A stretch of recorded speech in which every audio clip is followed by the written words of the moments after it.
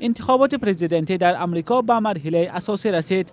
دو نامزد دونالد ترامپ و جو بایدن برای صاحب شدن به مقام اول در این کشور تلاش دارند. نتیجه رقابت این دو نفر نه تنها برای خود مردم آمریکا بلکه برای تمام جهان مراق‌انگیز است، زیرا آمریکا همچون کشور ابرقدرت نقشی کلیدی دارد و مهم است که رئیس جمهور آینده این کشور چه کسی خواهد بود و او چه سیاستی نوی را پیش میگیرد. ماه مارت یک گروه از روزنامه‌نگاران از آسیای مرکزی به ایالات متحده آمریکا سفر داشتند. هدف بازدید شناسایی با معرکه پیش از انتخابات آمریکا بود. مردم این کشور نسبت به انتخابات خیلی حساسند و مسئولیت دارند.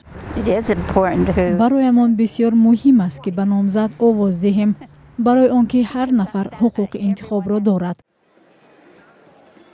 انتخابات پرزیدنتی در آمریکا معرکه بسیار مهم بوده، در 4 سال یک مرتبه برگزار می شود. چند ویژگی‌های هم دارد که در انتخابات‌های دیگر کشورها آن را دیده نمی شود. گرد هم آمدن هزاران نفر برای طرفداری از نامزد خود، رقابت بسیار سخت نامزدها برای جلب توجه مردم، چیزی که شاید در انتخابات اکثر کشورهای جهان مثل تاجیکستان دیده نشود. مثلا اگر در تاجیکستان معرکه انتخابات پرزیدنتی همگی 3 و یا 4 ماه قبل از انتخابات شروع شود، پس این کار در آمریکا هنوز 1 سال قبل از انتخابات و حتی بروقت‌تر از آن آغاز می‌گردد. اینجا پشت سر من در کارولین شمالی ایالات متحده آمریکا هواداران دونالد ترامپ رئیس جمهور آمریکا جمع آمدند.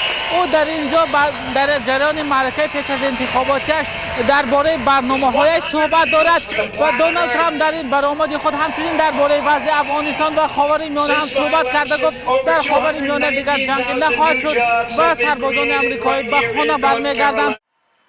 پیشنهاد نامزد در هر انتخابات بخصوص انتخابات‌های پرزیدنتی قدم اولین است.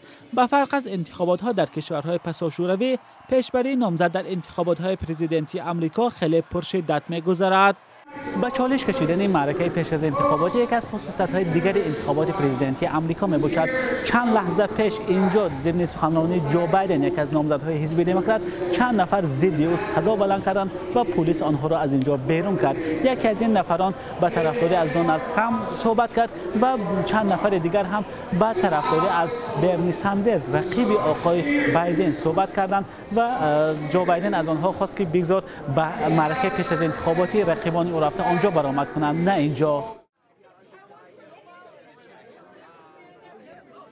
ماه فوریه و مارس در آمریکا معرکه با نام سه‌شنبه بزرگ برگزار می شود که نتیجه انتخابات داخلی حزبی در ایالت‌ها اعلان می شود.